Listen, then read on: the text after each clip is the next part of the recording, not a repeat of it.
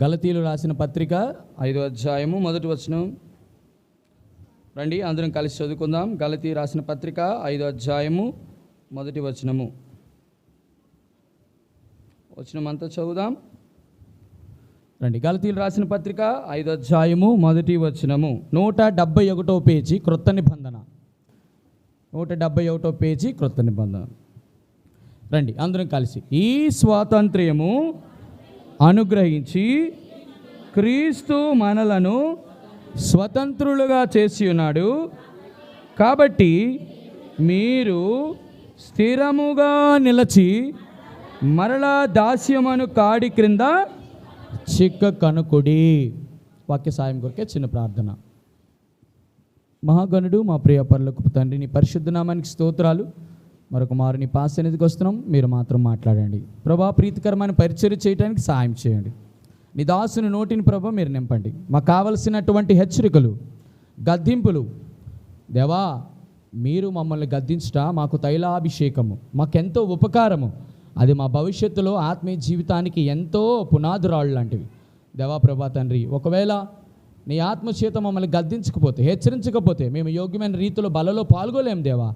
నాయనా, యోగ్యముగా యథార్థముగా ప్రభా నీ శరీరము నీ రక్తమును మేము పానం చేయడానికి కృపను అనుగ్రహించమని, సహాయం చేయమని నాయన, బలలో మీరే నడిపించమని, వర్తమానంలో మీరు నడిపించమని, గ్రహింపజేయవాడువు ఒప్పింపజేయవాడువు నీవే అని నమ్ముతూ మీకే సమస్తమైన మహిమ ఘనత ఆరోపిస్తూ, మాకు కాదు యెహోవాకు మాకు కాదు నీ కృపా సత్యం బట్టి నీ నామమునకు మహిమను ఆరోపిస్తూ యేసుక్రీస్తు నామమున అడుగుచున్నాము తండ్రి, ఆమేన్ ఆమేన్.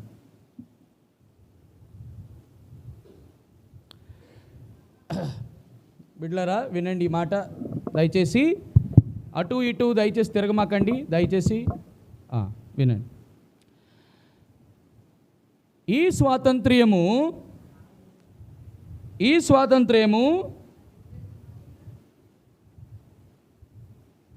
చెప్తారా? ఈ స్వాతంత్ర్యం అనేది నేను ఏ రోజు ప్రతిసారి చెప్తూ ఉంటాను.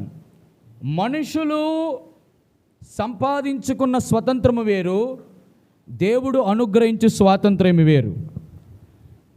భారతదేశాన్ని అనేక మంది వ్యక్తులు వచ్చి పరిపాలన చేసినప్పుడు వారు ఎదురు తిరిగి సహనముతో కనిపెట్టి సంపాదించుకున్నారు దేశాన్ని. కానీ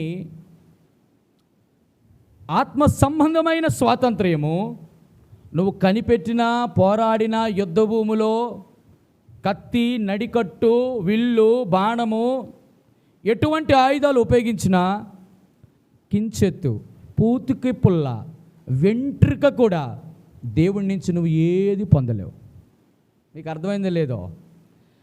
కేవలము దేవుడు అనుగ్రహిస్తే తప్ప మనము దేనిని కూడా మనము సంపాదించలేం. ఈ స్వాతంత్ర్యము పాపము నుంచి స్వాతంత్రము నువ్వు అనుకుంటే వచ్చిందా? నువ్వు దాన ధర్మాలు, పుణ్యకారాలు, నైవేద్యాలు, బలిదానాలు, గోదానాలు, భూదానాలు, గర్భదానాలు, విస్తార జలప్రవాహము లాంటి తైలము దేవుడికి అనుగ్రహిస్తే దేవుడు సంతోషించి, అబ్బా ఎంత చక్కగా చేశానన్నా, ఇదిగో నీకు స్వాతంత్రం అని పాపం మీద నీకు ఎలుబడి ఇచ్చాడా? పాపం నుంచి విడుదల వచ్చిందా? పాపము ఎంత ఘోరమైంది అంటే బిడ్డలారా జ్ఞాపకం చేస్తూ, సాక్షాత్తు దేవాది దేవుడే తన ప్రియ కుమారుడు, సొంత కుమారుడు, అద్వితీయ జనతైక కుమారుడు ఆయన లోకానికి పంపిస్తే కానీ నీ పాపం పరిహరించబడలేదంటే పాపముకు ఉన్నటువంటి బలం ఏంటో నువ్వు గమనించు. పాపముకున్న శక్తి ఏంటో గమనించు. పాపము ఒక్కసారి నేను పట్టుకుందా, బంధకములో చిక్కావా, కట్లు నువ్వు కాదు కదా, నీ యొక్క సంబంధికులు, నువ్వు దేని ద్వారా ప్రయత్నం చేస్తున్న దాని నుంచి విడిపించే నాదుడు ఒక్కడ లేడు. ఒకే ఒక్క దానికి అధికారం, అదే యేసుక్రీస్తు యొక్క రక్తానికి తప్ప ఏ దాన్ని నువ్వు విడిపించలేవు. అందుకే యేసుక్రీస్తు రక్తం దగ్గరికి వస్తే ఈ కట్లన్నీ విప్పబడ్డాయి. ఇప్పుడు మనం స్వతంత్రులుగా, విడుదల పొందిన వారుగా, విమోచింపబడిన వారిగా ఉన్నాం. సరే, ఈ యొక్క స్వతంత్రము అనుగ్రహం అన్నాడు కదా, ఈ అనుగ్రహం అట యేసుక్రీస్తు ద్వారా మనకు అనుగ్రహించబడి స్వతంత్రులుగా చేసి ఉన్నాడు. ఇప్పుడు స్వతంత్రులుగా చేసిన మనము బిడ్డలారా ఇప్పుడు విడుదల చేసాడు మనల్ని. ఎక్కడి నుంచి? పాపము నుంచి, అంధకార సంబంధమైనటువంటి చీకటి నుంచి, పితృపారంపర్య ఆచారముల నుంచి, బలహీనతల నుంచి, మరణ భయము నుంచి. మరి ఇన్ని 5 విడుదలను పొందుకున్నావు కదా, ఆయనను స్వతంత్రులుగా చేసాడు కదా, మరి నువ్వు ఎలా ఉండాలి? ఇప్పుడు నువ్వు ఎలాగుండాలి? నువ్వు నిజంగా స్వతంత్రుడు అయితే, నేను మనకున్నట్టు సమయం హద్దుబాటు 7 ఉన్నాయి, 5 చెప్తాను, కుదరకపోతే 3తో క్లోజ్ చేస్తాను. సమయం కదా, మీరందరూ సమయానికి వస్తే సమయానికి చక్కగా విడుదల చేస్తాం, చెర లాంటిది. ఓకేనా? సరే. మరి ఇప్పుడు స్వతంత్రము 3 రకాలుగా నేను చెప్తా. దీన్ని 3 రకాలైన స్వతంత్రం. మొదటిది ఫ్రీడమ్ ఆఫ్ స్టెబిలిటీ, స్థిరమైన స్వతంత్రం. 2 ఫ్రీడమ్ ఆఫ్ స్పిరిట్, ఆత్మ స్వాతంత్ర్యము. 3 ఫ్రీడమ్ ఆఫ్ స్లేవరీ, అంటే దాస్యపు స్వాతంత్ర్యము. చాలా క్లిష్టమైనటువంటి వ్యవహారం. దేవుడు ఆత్మచేత మనల్ని నడిపించి వాక్యము కొరకు బలలో యోగ్యమైన రీతిలో పాలు పంచుకునేటట్టుగా దేవుడు నడిపించునుగాక. రండి, మొదటిది ఏం చెప్పాను? స్థిరమైన స్వతంత్రం. ఆ మాటలోనే గమనించండి, 5వ అధ్యాయం 1వ వచనం అంటాడు, కాబట్టి మీరు స్థిరముగా నిలచి దాస్యమును కాడి క్రింద. స్థిరముగా నిలచి, ఎవరిలో నిలాలి? అక్కడ చూడు, ప్రభు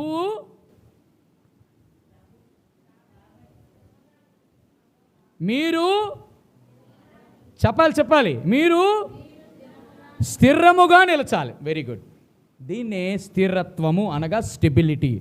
ఒకసారి దేవుడు నిన్ను విడుదల చేసిన తర్వాత, నువ్వు స్వతంత్రుడు అయిన తర్వాత, నువ్వు ఇప్పుడు స్థిరంగా ఉండాలట. స్థిరంగా ఉండే అంశాలు బైబిల్లో 7 ఉన్నాయి, అందులో కనీసం 5 చెప్తా. అందులో కనీసం ఉన్న పరిస్థితిని బట్టి చూడడానికి ప్రయత్నం చేస్తాం. మొదటిది, నీవు స్థిరంగా ఉండాలంటే బిడ్లరా, దీనికంటే ప్రాముఖ్యంగా ఒక మాట చెప్పాలని ఆశపడుతున్నాను. మనము స్థిరంగా ఉన్నామా లేదా? వీరు పాపం నుంచి విడుదల పొందారు కదా, వీరు అంధకార సంబంధం అధికారాల నుంచి విడుదల పొందారు కదా, వీరు పితృపరంపర ఆచారాల నుంచి వాటినన్నింటిని విడిపించబడ్డారు కదా, వీరు బలహీనతల నుంచి దేవుడు విడిపించాడు కదా, వీళ్ళు మరణ భయం లేకుండా నిర్భయులుగా ఉన్నారు కదా, వీళ్ళ వ్యవహారం ఏమిటో తేల్చాలని కొంతమంది అబ్జర్వ్ చేస్తున్నారట. రండి, గలతీయులు రాసిన పత్రిక 2వ అధ్యాయం 4వ వచనం. గలతీయులు రాసిన పత్రిక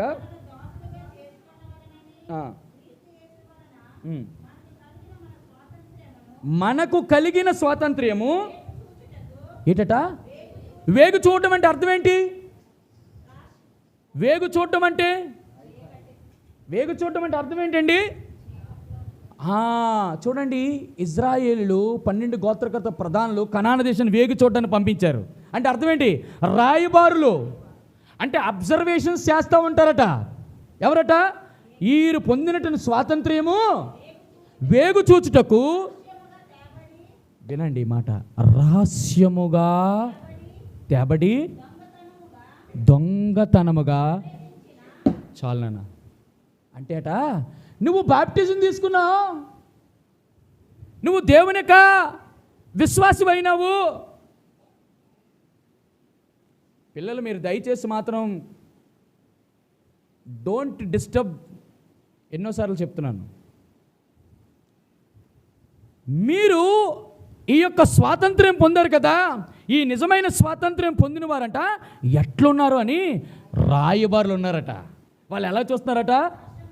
రహస్యముగా చూస్తున్నారు. అందరూ అనుకుంటాం యేసుప్రభు బిడ్డలు కదా, మనల్ని ఎవరు కనిపెట్టట్లేదు, మనం ఎలా తిరిగినా పర్లేదు, మనం ఎలాగున్నా పర్వాలేదు, మనం ఎలా చేసినా పర్వాలేదు అని మనం అనుకుంటామట. అయితే నువ్వు ఎలాగున్నా కూడా నిన్ను కనిపెట్టడానికి కొంతమంది రహస్యముగా చొరబడ్డారట. రహస్యముగా దొంగతనముగా నీ యొక్క ప్రవర్తనని అబ్జర్వ్ చేస్తారట. వీరు యేసుప్రభు బిడ్డలు కదా, వీళ్ళు ఎలాగున్నారని వాళ్ళట, వీరు పాపం నుంచి విడిపించబడ్డారు కదా, వీళ్ళు స్వతంత్రులు అన్నారు కదా, వీళ్ళు తిరిగి మళ్ళీ అదే పాపం చేస్తున్నారండి. రెండోది, వీళ్ళు అంధకార సంబంధమైన అధికారులు విడిపి మళ్ళీ ఆ చీకటికి వెళ్ళిపోతున్నారండి. వీళ్ళు పితృపర ఆచారాల నుంచి విడుదల చెందారని చెప్పారు కదా, వీళ్ళు తిరిగి మళ్ళీ ఆ వ్యర్థ ప్రవర్తనే, మళ్ళీ పితృపర ఆచారాలే అన్నీ కూడానా. ఇల్లు గృహప్రవేశం అయితే ఎక్కడ ఎద్దులు తెస్తాం, ఆ మంత్రాలు చదివిస్తాం, తర్వాత పెళ్ళిళ్ళు అయితే ముహూర్తాలు చూసుకోవడానికి పంతుల దగ్గరికి వెళ్తాం, ఇష్టానుసారంగా ఏంటంటే లోపలికి వస్తే దిష్టిలు తీస్తాం, బండి ఎదురుగా ఉన్నప్పుడు అమ్మ ఒకసారి ఇలా గెచ్చి ఇలా పో అని అంటాము. ఎన్ని వ్యర్థ ప్రవర్తనలు నేను మనమంటే స్వతంత్రులుగా దేవుడు చేస్తేట మళ్ళీ ఆ పాత అలవాట్లు, పాత పద్ధతులు, పాత కట్టుబాట్లు, అన్ని పాతవే. నువ్వు నిజముగా స్వతంత్రుడు అయ్యావా లేదో దేవుడు కాదట, ముందు నీ చుట్టుప్రక్క ఉన్న వాళ్ళే గమనిస్తారు. జాగ్రత్త. స్వతంత్రం వచ్చింది. స్వతంత్రం దేనికి వచ్చింది నీకు? స్వతంత్రం పాపం నుంచి స్వతంత్రం ఎవడైనా తేగలడా? నీ చీకట్లో ఉన్న రహస్య జీవితాన్ని బట్టబయలు చేసి ఆ పాపాన్ని తీయగలడు ఎవడైనా? పాత కట్టుల నుంచి, పితృపల నుంచి ఎంతోమంది అన్య దేవతలను పూజించి అక్కడి నుంచి వచ్చి మన శాపానికి, భ్రష్టత్వానికి, దుష్టత్వానికి లోనటువంటి ఎవడు విడిపించగలరు? ప్రతి దానికి బలహీనతే. అంటే అర్థమేంటి? అమ్మ అక్కడికి వెళ్తే ఇలా అవుతుంది, ఇలాగైతే ఇలా చేస్తుంది, అక్కడ చేస్తే బాగవుతుంది, ఇక్కడికి వెళ్తే ప్రతి దానికి బలహీనత. మనం అన్నిటినీ నమ్మేస్తాం. ఈ బలహీనత నుంచి ఇప్పుడు ఎవరైనా చెప్పమానండి, చాలే నేను నమ్మిన సేవించిన దేవుడు గొప్పవాడు, బ్రతికినా చంపినా ఆయనే. ఇప్పుడు చెప్పడానికి లేదు. ఒకప్పుడు రోగం వస్తే, అది వస్తే, ఇది వస్తే, దేనివల్ల మరణం వస్తే భయం. కానీ ఇప్పుడు బ్రతుకుట క్రీస్తే, చావైతే. ఆ స్థితిలోకి తీసుకుని నిన్ను రహస్యంగా అబ్జర్వ్ చేసిన వాళ్ళు ఉన్నారు. ఎక్కడో తెలుసా? హాస్పిటల్స్లో, నువ్వు చేస్తున్నటువంటి ఆఫీస్లో, నువ్వు పాఠశాలలో పనిచేస్తున్నటువంటి నీ స్కూల్స్లో, నువ్వు వెళ్తున్నటువంటి మార్గంలో ప్రతి ఒక్కరూ మనల్ని అబ్జర్వ్ చేస్తూ ఉంటారు. నీ స్వాతంత్రం నువ్వు దేనికి ఉపయోగించావు? దేవుడికి ఇచ్చిన స్వతంత్రం నువ్వు కట్లు విప్పిన తర్వాత, నీ బంధకాల నుంచి విడిపించబడిన తర్వాత, చెరసాల నుంచి విడిపించిన తర్వాత మనల్ని గమనించడం కొరకు అంటాడు కదా, మరలా మీరు దాస్యమని కాడి క్రింద మరలా చిక్కు కొనకడం. అంటే అర్థం ఏంటి? ఖచ్చితంగా మీరు చిక్కుబడే ప్రమాదం ఉంది, జాగ్రత్త. ఎప్పుడు చిక్కుబడతావో తెలుసా? దానికి ముందు స్టేట్మెంట్ చెప్పాడు, మీరు స్థిరంగా లేనప్పుడు. అంతే. అయితే స్థిరంగా ఉండమన్నావు కదా ప్రభా, స్వతంత్రులుగా ఉండి చేసావు కదా, మరి దేనిలో స్థిరంగా ఉండాలి? దేనిలో నీ నిలిచి ఉండాలి? ఒక 5 మాటలు చెప్తాను రండి. యోహాను రాసిన సువార్త 15వ అధ్యాయం. యోహాను సువార్త 15వ అధ్యాయం త్వర చదువుదాం. 5వ అధ్యాయం 4వ వచనం. 15:4. నా యందు మొదటిది. రెండవది యోహాను సువార్త 15:7. 2 నా మాటలు యందు నిలుచుండుట. 3 యోహాను సువార్త 15:8.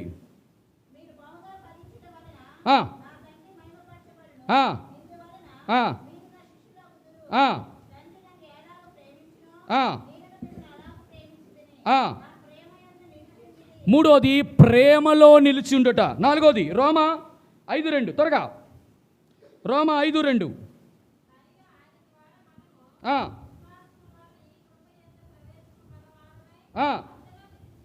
కృపలో నిలిచి ఉండుట 4వది. 5వది కొలసి 1:2. కొలసి రాసిన పత్రిక 1 అధ్యాయం 23వ వచనం.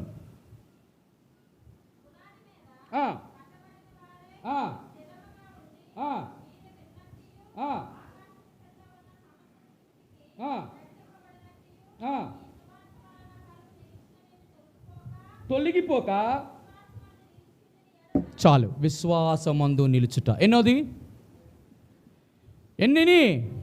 5 నేను చెప్పాను 7, కనీసం ఒక 5 కనీసం 3 చెప్పడానికి ప్రయత్నం చేస్తాను. అమ్మా, నువ్వు స్వతంత్రుడుగా నువ్వు చేయబడ్డావు కదా, అంటే నువ్వు విడుదల పొందావు కదా.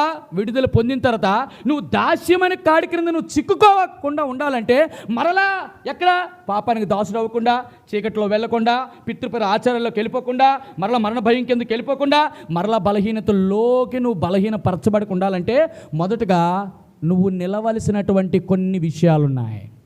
అందులో నువ్వు నిలవలేదనుకో, ఖచ్చితంగా నువ్వు ఇంకా స్వతంత్రుడు కాలేదు, ఇంకా నీకు విడుదల రాలేదు. అంటే నీకు మారు మనసు లేదు అనగా నువ్వు బాప్టిజం తీసుకున్నా ఇంకా నీవు పాపంలో నిలుచున్నావు. మొట్టమొదటి విషయం ఏంటో తెలుసా? నువ్వు ఆయనలో నిలిచి ఉండాలి. ఆయనలో ఆయనలో నిలిచుండడం అంటే 4 ప్రాముఖ్యమైన అంశాలు. మొదటిది, ఆయన నిలిచి ఉండాలంటే రండి ఆ మాట చూడండి. ఆ మాట ఇప్పుడు చదివాం కదా, యోహాను సువార్త 15:7.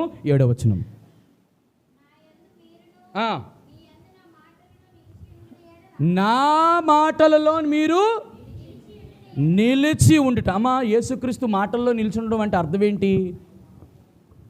మాటల్లో నిలిచి ఉండడం అంటే అర్థం ఏంటి అంటే, యేసుక్రీస్తు మాట అంటే అర్థం ఏంటి అంటే దేవుని యొక్క వాక్యం అని అర్థం. మనకందరికి తెలిసిందే కదా. మరి వాక్యం మీకేం చెప్తుంది? వాక్యం మనకేం చెప్తుంది?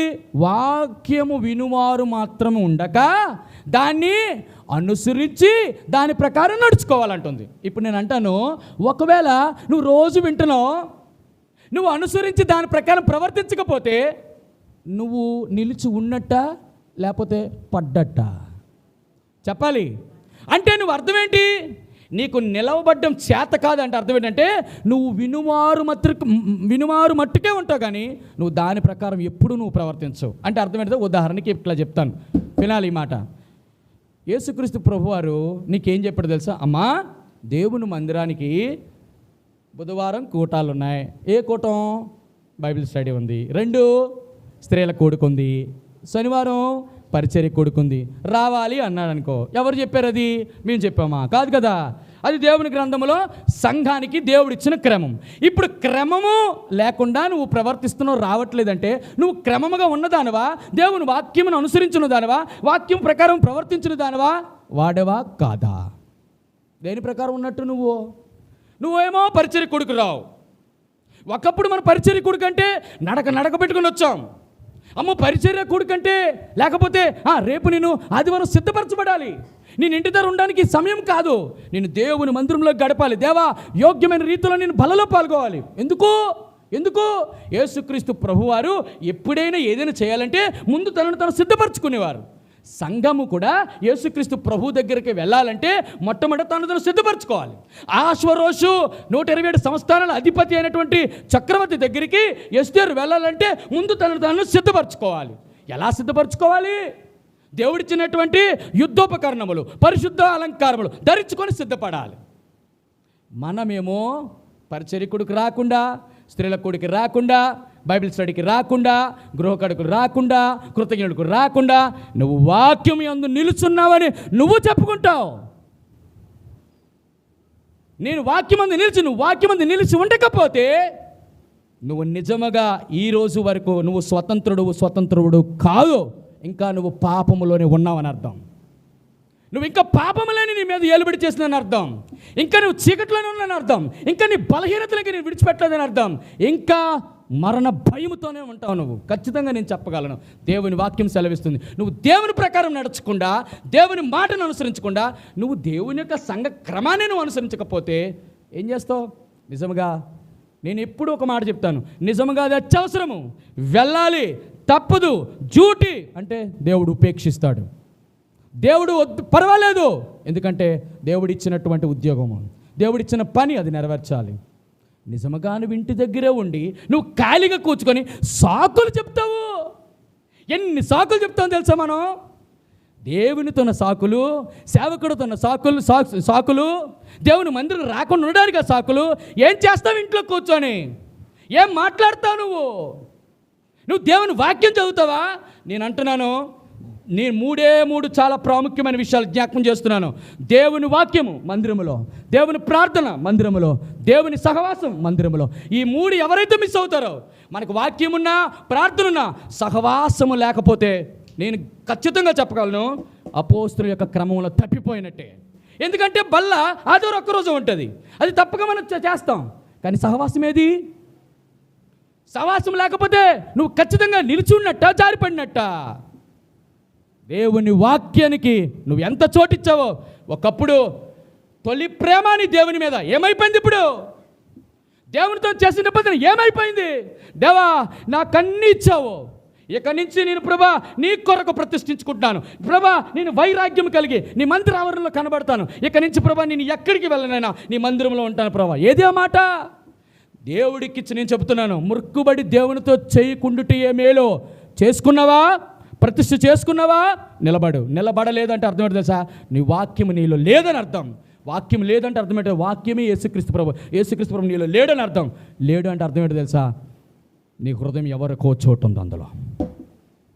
ఇది మొదటిది. రెండు, దేవుని మాటలు నిలిచి ఉండకపోతే వ్యవహారం ఎట్టు ఉంటుంది. రెండు చదవండి, యోహాను సువార్త 5:8 ప్రేమయందు మీరు ప్రేమయందు నిలిచి, అబ్బా. రెండోది ప్రేమలో నిలిచుండుట. ఈ రోజుల్లో ఎట్టంటుంది వ్యవహారం? వినండి. ప్రేమలో నిలిచుండుట అంటే అర్థం ఏంటో తెలుసా? ఇది చాలా ప్రాముఖ్యమైనది, మనకి తెలియదు. కానీ ఈ ప్రేమ ఎటువంటి ప్రేమ తెలుసా? రండి, మత్తయి సువార్త 5వ అధ్యాయము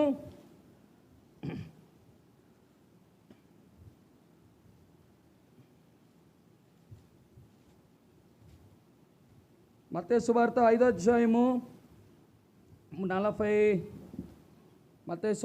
అధ్యాయము 44వ వచనము.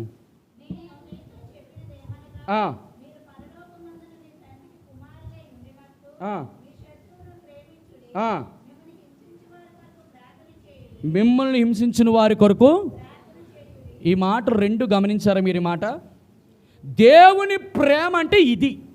దేవుని ప్రేమ అంటే నేను ఏ దేవుణ్ణి ప్రేమించాను, దేవుని ప్రేమించాలంటే అర్థం ఏంటి? రండి, దేవుని ప్రేమించడం అంటే ఏంటో చూద్దాం. రండి, మొదటి యోహాను రాసిన పత్రిక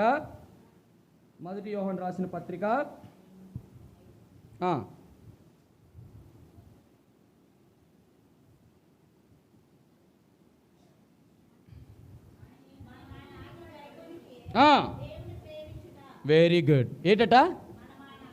మనము ఆయన ఆజ్ఞలను గైకొనుటయే దేవునిని ప్రేమించుట. అమ్మా వినండి, ఆయన ప్రేమలో నిలుచుండడం అంటే అర్థం ఏంటంటే ఆయన ఇచ్చిన ఆజ్ఞలు గైకొనడం. రెండే ఆజ్ఞలండి. మీరు ఈ రెండు మీ దైనిక జీవితంలో ఉంటే చాలండి. మొదటిది ఏంటి తెలుసా? నీ శత్రువులను. మొదటిది. రెండు, మిమ్మల్ని హింసించిన వారి కొరకు.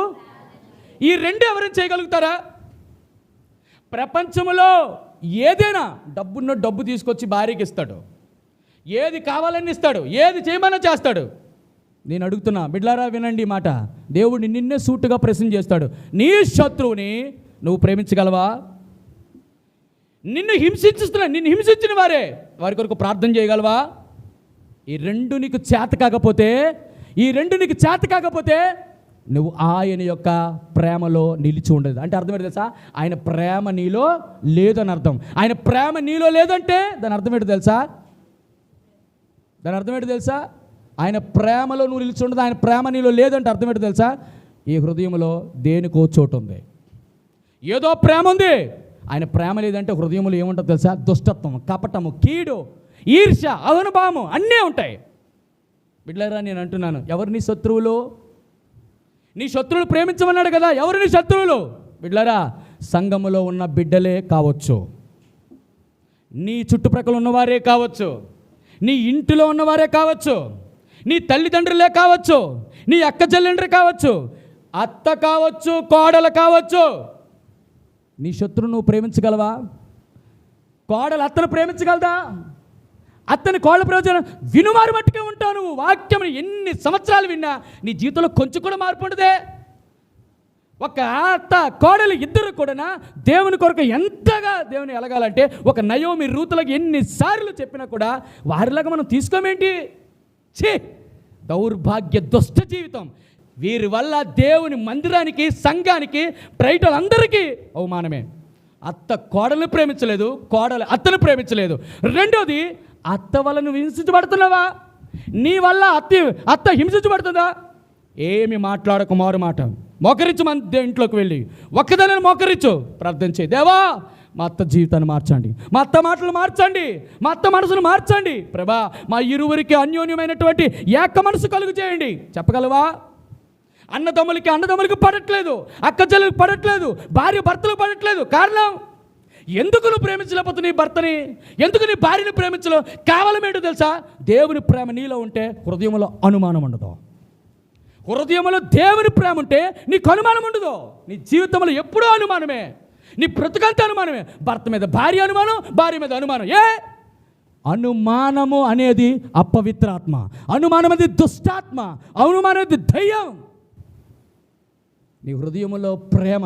నేను అడుగుతాను, నీ భర్త నిన్ను ప్రేమించట్లేదంటే గుర్తుంచుకో, సమస్య నీలో ఉందేమో. నిజంగా నీలో లేదు, నిజంగా నీ భర్తని 100% నువ్వు ప్రేమిస్తున్నావు, కానీ స్టిల్ ఇంకా నీ భర్త ఇష్టానుసారంగా తిరుగుతున్నాడా? మోకరించి ప్రార్థన చేయి, దేవుడు అద్భుతమైన కార్యం చేస్తాడు. ఎలా చేస్తాడో తెలుసా? ఉదాహరణకి నేనే దేవుణ్ణి ప్రేమిస్తే అర్థమేంటో తెలుసా? నువ్వు దేవుణ్ణి ప్రేమిస్తే అత్తమామల్ని ప్రేమిస్తావు, నువ్వు దేవుని ప్రేమిస్తే భర్తను ప్రేమిస్తావు, నువ్వు దేవుని ప్రేమిస్తే భర్త చెప్పినట్టు ఇష్టానుసారంగా మాట్లాడతావు, భార్యలు భర్తలు మాట్లాడతావు. ఎక్కడికి వచ్చింది నీకు ఆ ధైర్యం? దేవుడు నీ యజమానిని శిరస్సుగా ఉంచాడు. నేను చెప్పాను మొన్న, వ్యక్తిగతముగా దేవుని మహిమపరచాలి, కుటుంబముగా దేవుని మహిమపరచాలి, సంఘముగా దేవుని మహిమపరచాలి. వ్యక్తిగతంగా నువ్వు అన్ని బాగుంటావు, కానీ కుటుంబ జీవితంలో నీ ద్వారా, కుటుంబము ద్వారా నిన్ను ఏర్పరిచి నీకు భర్తనిచ్చి, బిడ్డలనిచ్చి, ఐశ్వర్యనిచ్చి, ఉద్యోగంనిచ్చి, జీతాన్నిచ్చి, నీకు ఆనందము సుఖమని అనిపిస్తే భర్తని కించపరుచుతావా? భర్తకి ఆడవలసిన మాట్లాడతావా? భర్త ఎవరు అనుకున్నావు? దేవుడు నీకు ఇచ్చినటువంటి యజమానుడు. లోబడుండో. మాట్లాడే నీకు ఎంత తెగింపు నీకు! దేవుడు అంటే అంత ఆశామాష. ఇన్ని సంవత్సరాల నుంచి దేవుని వాక్యం అంటున్నావు, దేవునికి ఏమి లోబడ్డావు? భర్తలారా, ఎవరిని ప్రేమిస్తున్నారు మీరు? ఇంటిలో భార్యలు ప్రేమించండి, సొంత భార్యలు ప్రేమించండి. నీ కంటికి ఏది కనబడుతుందంటే ఇష్టాసరిగా నువ్వు జారుడివి, నువ్వు అపవిత్రుడివి. దేవుని యొక్క ప్రేమ నీలో లేదు. నిజముగా నీలో దేవుని ప్రేమ ఉంటే నీ భార్యను తప్ప, నీ సొంత భార్యను తప్ప ఇంకొకరిని విషయంలో నీ ఆలోచన కూడా వెళ్ళదు. దాని అర్థం ఏంటో తెలుసా? నీలో దేవుని ప్రేమ లేదు. ఎన్ని సంవత్సరాలు నీ క్రింద చేస్తుంది పని, నీ కొరకు సర్వము తను అర్పించుకొని తన శరీరాన్ని అంతా కూడా చిన్నక బనుకమైపోతుంది, చిన్న భిన్నమైపోతుంది, తన శరీర ఆకృతి మారిపోతుంది, నీ వంశాన్ని ఉద్ధరిస్తుంది. నీకు కష్టములో, బాధలో, నీ కన్నిట్లో, దుఃఖములో నా భర్త ఏమైపోయాడని ఏడుస్తుంటుంది. నీ భార్య విలువ తెలీదా నీకు? నీ భార్య యొక్క విలువ నీకు తెలియకపోతే ఇంక నేను అంటాను, ప్రేమ ఎట్లుండో తెలుసా? క్రీస్తు సంఘమును ఎలాగ ప్రేమించాడో అలాగ ప్రేమించాలట. సంఘము శిరస్సు అయినటువంటి యేసుక్రీస్తు గారికి ఎలా లోబడాలో అలాగ లోబడాలట. నీ జీవితంలో దేవుని వాక్యము నేను గమనించండి. దేవుని వాక్యం మీతో మాట్లాడుతుంది. ఇంకా నువ్వు మారు మనసు పొందలేదని అర్థం. ఒకవేళ నీ జీవితంలో పదే ఇదే కంటిన్యూ అయితే నువ్వు బల్లలో చేయవేయడానికి ధైర్యం చేయకో. నీవు బల్లలో చేయవేయడానికి ధైర్యం చేయొద్దు. ఎందుకో తెలుసా? దేవుడు వెక్కిరించబడ్డావు. ఏ కొలతో నువ్వు కోస్తావో ఆ కొలతో నువ్వు విచ్చబడతావు. మూడోది దేనిలో నిల్చుండాలి? త్వరగా కొలస్సీలు రాసిన పత్రిక ఎందులో ఉంది? రోమా చదవండి. చదువున్నాను త్వరగా.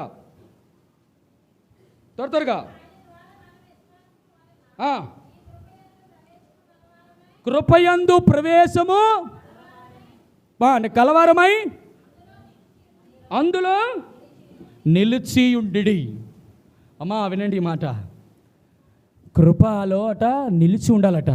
బిడ్డలారా, కృపలో నిలిచి ఉండమంటే అర్థం ఏంటో తెలుసా? చాలామంది ఈ మాటను ఎంత వక్రీకరిస్తున్నారో తెలుసా? కొన్ని సంఘాలలో దేవుని కృప నీ మీద మెండిగా ఉందయ్యా, నువ్వు ఇష్టాసారంగా తిరుగుతుంది. కృప అంటే ఏంటి? నిన్ను క్షమిస్తుంది, నిన్ను ప్రేమిస్తుంది, నీ కొరకు ప్రార్థన చేస్తుంది అనుకుంటున్నావేమో. కృప అంటే అర్థం ఏంటో తెలుసా?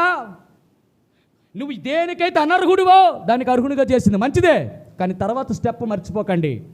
కృప ఏం చేస్తుంది తెలుసా? అలాగ కృప విస్తరిస్తుందని కృపలో మనం ఇంకా నిలిచి ఉంది. రండి చదవండి రోమాపత్రిక 6వ అధ్యాయం. రండి, ఆ మాట త్వరగా చదవండి, సమయం అయిపోతుంది. ఎన్నో అధ్యాయం నాన్న? 6వ అధ్యాయం చదవాలి. అలాగైతే ఏమందుము? కృప విస్తరించవలని పాపము యందు నిలిచి ఉందుమా? అట్లనే రాదు. పాపము విషయమై చనిపోయి మనము ఇక మీదట ఎలాగ దానిలో జీవించుదుము? అందరూ అనుకుంటున్నారు కృప అంటే ఎంత ఈజీగా ఉంటుందంటే కృప ప్రతి ఒక్కరికి నోటుతో నానుడు మాట అయిపోయింది. అమ్మా పిల్లకి పెళ్లి చేసావా? అవునయ్యా దేవుని కృప. ఇల్లు కట్టుకున్నావు? అవునయ్యా దేవుని కృప. అన్నీ బాగా చెప్తావు, మరి పాపం బాగా చేస్తున్నావట? అవునయ్యా దేవుని కృప అనగలవా? ఆ మాట అనవేందుకు మరి? అన్నిటికీ దేవుని కృప. పాపం బాగా చేస్తున్నావు కదా, బాగా మాట్లాడుతున్నావు కదా, అక్కడికి వెళ్తున్నావు, ఎక్కడికి వెళ్తున్నావు, అలాగే వెళ్తున్నావు, సినిమాలు చూస్తావు, చికారాలు చేస్తావు, అన్నీ చేస్తావు. అవునయ్య దేవుని కృప అది. ఒక్కసారి దేవుడి కృప ఎక్కడి వరకు తెలుసా? లోకముల నుంచి సంఘములో చేర్చినంత వరకు. ఎక్కడి నుంచి నీ పరిస్థితి ఆ పాపం విషయమే చనిపోయి అందులో మనం ఎలాగ జీవిస్తాం? ఒకవేళ నువ్వు పాపంలో చనిపోకుండా అందులో జీవించావంటే అర్థం ఏంటో తెలుసా? నీవు కృపను ఏం చేస్తావో తెలుసా? వ్యర్థపరుస్తున్నావు. నీ కృపను ఏం చేస్తున్నావుదా? నిష్ఫలము చేస్తున్నావు. నీ కృపను ఏం చేస్తున్నావు? అందులో నుంచి తొలగిపోతావు. ఒక్కసారి దేవుడు నీకు కృప ఇచ్చాడంటే అర్థం ఏంటో తెలుసా? మహిమ నుంచి అధిక మహిమలోకి వెళ్ళడానికి, పరిశుద్ధత నుంచి అతి పరిశుద్ధంలోకి వెళ్ళడానికి, కల్మషములో నుంచి కల్మషము లేని జీవితంలోకి వెళ్ళడానికి. ఇంకా ఒకరోజు 2 అధ్యాయాలు చదివితే దేవా 6 అధ్యాయాలు చదవడానికి కృపనియ్యా. ఒకరోజు 1 గంట ప్రార్థన చేస్తే ఇంకా 2 గంటలు ప్రార్థన చేయడానికి. అయ్యా నా ఇంట్లో సమస్యలు ఉన్నాయా, ఆ సమస్యల నుంచి ఎదుగుటానికి కృపను అనుగ్రహించయ్యా. ఇదండి కృప ఉపయోగించడం అంటే. అంతేగాని కృపని ఇష్టానుసారంగా ఉపయోగించొద్దు. కృపలో నిలిచి ఉండడం అంటే అర్థం ఏంటో తెలుసా? దేవుని కృప ఎంతవరకు మీరు అనుకుంటారు, ఎప్పుడు చంకలు గుర్తారమ్మా, యేసుక్రీస్తు కృప ఉందండి, అన్ని కృప. జాగ్రత్త. 2 సమూయేలు గ్రంథం త్వరగా 7 అధ్యాయం 15 వచనం. 2 సమూయేలు 7:15. నేను కొట్టివేసిన సౌలునకు నా కృప దూరమైనట్టు అతనికి నా కృపను. ఏ రోజైనా పొరపాటున దేవుని విషయంలో నువ్వు తేడాగా కనబడ్డావా? ఇంతవరకు నీకు కృప అనేది చాలా కవచముగా ఉంచాడు, భద్రతగా ఉంచాడు, కంచిగా ఉంచాడు. ఆ కంచెను కానీ పొరపాటున తీసాడా, కంచె కొట్టిన వాడిని ఏం కరుస్తుంది? జాగ్రత్త. పాము లోపలికి వస్తుంది, ఆది సర్పము లోపలికి వస్తుంది, ఘట సర్పంలో వస్తుంది, నిన్ను అమాంతంగా మిగుతుంది. తప్పించుకోలేవు నువ్వు. ఇంకప్పుడు నువ్వు తప్పించుకోలేవు, ఎప్పటికీ తప్పించలేవు. కృపని మాత్రం వ్యర్థం చేసుకున్నారా? కృపని నిష్ఫలం చేశారా? కొంతమంది కృపని దేనికి ఉపయోగించారు? యోధ రాసిన పత్రిక 1వ అధ్యాయము, 1వ అధ్యాయం 4వ వచనం. కొందరు రహస్యముగా చొరబడి ఉన్నారు, వారు భక్తిహీనులై మన దేవుని కృపను కామాతురత్వమునకు. ఏంటట? కృపను దేనికి ఉపయోగించారట? కామాతురత. ఎందుకు వచ్చిందో తెలుసా? నువ్వు భక్తిహీనుడిగా ఉండడం వల్ల. అంటే మొదట్లో నువ్వు ఎంత భక్తి చేసావు, ఈరోజు ఏమయ్యావు తెలుసా? ఫ్రెండ్స్ ఎక్కువయ్యారు, షికారులు ఎక్కువయ్యాయి, జాబు టైం ఎక్కువైపోయింది, నీకు దేవుని బిడ్డలతో సహవాసం కుదరదు. ఎందుకో తెలుసా? భక్తి నీకు రాను తగ్గిపోతుంది. ఎందుకో తెలుసా? అప్పుడు నువ్వు చేసిన తీర్మానాలు చాలా గొప్పకున్నాయి. దేవుని తొలి ప్రేమతోను ఇప్పుడు లేదు, దేవుడి కొరకు ఏదైనా చేయాలను ఇప్పుడు లేదు, దేవుని మందిరానికి సకాలం వచ్చా ఇప్పుడు లేదు, దేవుని కొరకు ఏం చేయాలి ఇప్పుడు లేదు. ఇది ఇప్పుడు ఏమైపోయింది సార్? మొత్తం ఏమైపోయింది? నాశనం అయిపోయింది. కారణం తెలుసా? ఇది భక్తిహీనత. ఒక్కసారి నీకు భక్తిహీనత ఎప్పుడైతే వచ్చిందో దేవుని యొక్క కృపనట. ఒకప్పుడు 1 గంట ప్రార్థన చేసేది 2 గంటలు ప్రార్థన చేయడానికి కృప అడిగేదానివి. ఒకప్పుడు దేవుని మందిరానికి వచ్చి బిడ్డలతో సహవాసం చేయడానికి. ఇప్పుడు ఈ కృపను దేనికి ఉపయోగిస్తా? లోకంలో ఉన్నటువంటి వారితో పిక్నిక్లకి వెళ్ళడానికి ఉపయోగిస్తావు. దేవుని కృప ఇప్పుడు ఎలాగైపోయింది తెలుసా? ఇష్టానుసరిగా లోకానుసరితో తిరగడానికి ఉపయోగిస్తావు నువ్వు. ఈ కృపని కొంతమంది రహస్యముగా కామాతురత్వం అని, అంటే అర్థమైందా? శరీర కోరికలు నెరవేర్చుకోవడానికి ఉపయోగపెడతా. ఇది చేసిన తర్వాత మళ్ళీ దేవుని దగ్గరికి వచ్చి ప్రార్థన చేసి, చాలామంది ఎలాగంటారు తెలుసా? వీళ్ళు దేవుడట. ఎలాంటి దేవుడు తెలుసా? వీళ్ళు కావాలనే వాళ్ళ యొక్క పరిధిలోనే, వాళ్ళు స్వచ్ఛిత్తంగానే, వాళ్ళు మనస్సుపూర్వకంగానే పాపం చేస్తారు, చీకట్లో చేస్తారు, అది బయట కనబడదు అనుకుంటారు. పొరపాటున అందరికీ తెలిసిపోయింది అనుకో, వీళ్ళు ఏం చేస్తారు సార్? మళ్ళీ దేవుని మందిరికి వచ్చి, దేవా నేను పాపం చేశాను ప్రభా, నాయన ఇగో నాయన నా శరీరం అపత్రపరుచుకున్నాను, నా మనసును అపత్రపరుచుకున్నాను, నా తలంపులు అపత్రపరుచుకున్నాను, నా ఊహలను అపత్రపరుచుకున్నాను, నాయన నా ప్రవర్తన అపత్రపరుచుకున్నాను. మళ్ళీ దేవుని మందిరికి వచ్చి ఏడుస్తారట. దొంగ క్రైస్తవులు, వేషధారణ క్రైస్తవులు, కామాతురతనికి అప్పగించే క్రైస్తవులు, సిగ్గులేని క్రైస్తవులు.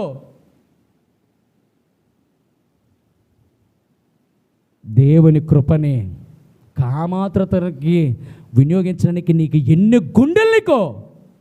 దేవుని కృప పరిశుద్ధతలో నుంచి ఇంకా పరిశుద్ధతలో నడిపించడానికి ఉపయోగించాల్సింది పోయి దేవుని మందిరములో పని చేయడం కొరకు ప్రభువా నాకు సామర్థ్యము దయచేయి ప్రభువా, ఇంకా నీ పని గొప్పగా చేయాలి ప్రభువా, ఎంతోమంది ఆత్మలు రక్షించాలి ప్రభువా అనడానికి బదులు ఏం చేస్తున్నావు? నీ శరీర కోరికలు, మనసు యొక్క కోరికలు నెరవేర్చుకోవడానికి కృపను నువ్వు ఆధారం చేసి ఇష్టానుసారంగా ప్రవర్తిస్తావా? కృపలో నుండి తొలగిపోతావు, జాగ్రత్త. దేవుడు ఇక్కడ ఏమన్నాడు? నేను సౌలు అనేటువంటి రాజును కొట్టివేసి నా శాశ్వత కృపను దావీదునకు ఎన్నిసార్లు నిజముగా దావీదుకి ఏం తక్కువని ఎన్నిసార్లు దేవా ఒకే ఒక్క పాపం తన జీవితంలో చేస్తే పరుపు తేలినట్టు ఏడ్చాడండి. దేవా నాలో శుద్ధ హృదయం కలుగు చేయు ప్రభా, నా రక్షణ ఆనందం తీసివేయకు ప్రభా, పరిశుద్ధాత్మ నుంచి తీసివేయకు ప్రభా, సమ్మతిగల మనసును దయచేయి ప్రభా, నాలో స్థిరమైన మనసును దయచేయి ప్రభా, ప్రభా నా నా యొక్క పాపమును, నా దోషమును, నా అతిక్రమలు తుడిచివేయి ప్రభా, ఈ సోపుతో నా పాపములు కడుగు ప్రభా. ఎంత గోజాడాడు ప్రభా, నీ కృపను నాకు దూరం చేయకు ప్రభా, నీ కృపను నాకు దూరం చేయకు ప్రభా, నీ కృపను నాకు దూరం చేస్తే నేను బ్రతకలేను ప్రభా, నాయన నేను భ్రష్టుని అయిపోతాను ప్రభా. నాయన నేను ఎక్కలేనంత ఎత్తైన స్థలాలకు ఎక్కించావు నాయన. దీనుడిగా ఉన్నప్పుడు, నా తల్లి నన్ను పట్టించుకున్నప్పుడు, నా తండ్రి నన్ను అసహించుకున్నప్పుడు, అన్నదమ్ములు ఎవరు నన్ను పట్టించుకున్నప్పుడు ప్రభా, గొర్రెల చావుడిలో ప్రభా గొర్రెలు కాస్తూ ఎండకి వారికి తడిసి ప్రభా నా శరీరం అంతా మొత్తైనప్పుడు నాయన సౌలు రాజు 40 సంవత్సరాలు నాయన నీ యొక్క ఇశ్రాయేలు జనాన్ని పరిస్తే ఆ సౌలుకి నీ కృపను దూరం చేసి ఆ కృపను నాకు ఇచ్చి ప్రభా ఈరోజు 40 సంవత్సరాలు ప్రభా దేవా నీ ప్రజల్ని ఏలే భాగ్యంలోకి నాకు తీసుకొచ్చావు దేవా అంటూ దేవుని యొక్క కృప కింద పడి చచ్చాడండి దావీదు. దావీదు కృప వ్యర్థపరచుకోలేదండి. బిడ్డలారా జ్ఞాపకం చేస్తున్నాడు మరొకసారి, దేవాది దేవుడు సృష్టికర్త ఇద్దరు పేర్లు చెప్పాడు. ఏంటో తెలుసా? దావీదు కుమారుడా మమ్మల్ని రక్షించు, అబ్రహాము కుమారుడా నన్ను రక్షించు. ఈ 2 పేర్లు ఎందుకు వాడాడో తెలుసా? అబ్రహాము కుమారుడు నాయన ఈ కార్యమును బట్టి నీకున్న ఒక్కగానొక కుమారుని నాకు ఇవ్వడానికి వెనుతీయగలేదు కాబట్టి, ఇందును బట్టి నువ్వు దేవునికి భయపడ్డవాడు కాబట్టి ఇక నుంచి అబ్రహామా ఒకవేళ నన్ను ఎవరైనా అడిగితే నేనేం చెప్పుకుంటానో తెలుసా? నేను అబ్రహాము దేవుడును. ఓ దావీదా, నీ గురించి నేను ఎందుకు చెప్పుకుంటా?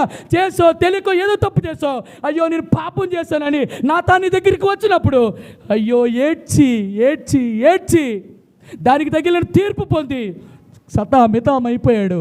అటువంటి దావీదుకి దేవుడు అంటాడు, నీలో నుంచి నేను పుట్టాలనుకుంటానని దావీదు యొక్క వంశంలోంచి యేసుక్రీస్తు రావడానికి ఇష్టపడ్డాడు. కృప అంటే అది. కృపను అర్థం చేసుకోకు. నీ జీవితంలో కృప ఎందుకు ఇచ్చాడు తెలుసా? నీ కుటుంబంలో ఇచ్చాడు, నీ బిడ్డలకి ఇచ్చాడు, నీ మనవలకి ఇచ్చాడు, నువ్వు ఇల్లు కడటానికి, నువ్వు పెళ్ళిళ్ళు చేయటానికి, అన్నిటికీ ఉపయోగిస్తావు కదా. మరి పాపం విషయంలో ఎందుకు నువ్వు రాజీ పడుతున్నావు? పాప విషయంలో ఎందుకు రాజీ పడిపోతున్నావు? ఎందుకు నువ్వు చెప్పలేకపోతున్నావు? ఎందుకు నీ శరీరాన్ని, నీ మనసును అపవిత్రపరచుకుంటావు? ఎందుకు కామాతృతకు ఉపయోగిస్తావు? జాగ్రత్త. నీ బిడ్డలో అలాగుండడానికి, నువ్వు అలాగుండడానికి దేవుని కృప చూస్తుంది. ఒకనొక టైంకి తీసేస్తాడు. ఎప్పుడైతే తీసాడో నువ్వేమైపోతావో తెలుసా? సౌలు రాజులాగా కర్ణ పిశాచుల దగ్గరికి వెళ్తావు, దెయ్యాల దగ్గరికి వెళ్తావు, అపవిత్ర ఆత్మల దగ్గరికి వెళ్తావు, మాంత్రిక శక్తుల దగ్గరికి వెళ్తావు. అక్కడ విచారణ చేయడానికి ఇష్టపడతావు. నీ జీవితంలో వింటున్నావు ఈ మాట? కృపని దయచేసి వ్యర్థం చేసుకోకు. ఎన్నో చెప్పాను, మాటలో, ప్రేమలో, కృపలో. 4వది విశ్వాసములో నిలిచి ఉండుట. విశ్వాసము నిలిచి ఉండడం అంటే అర్థం ఏంటో తెలుసా? మొదటి పేతురు రాసిన పత్రిక 1వ అధ్యాయం. త్వరగా మొదటి రాసిన పత్రిక 1వ అధ్యాయం.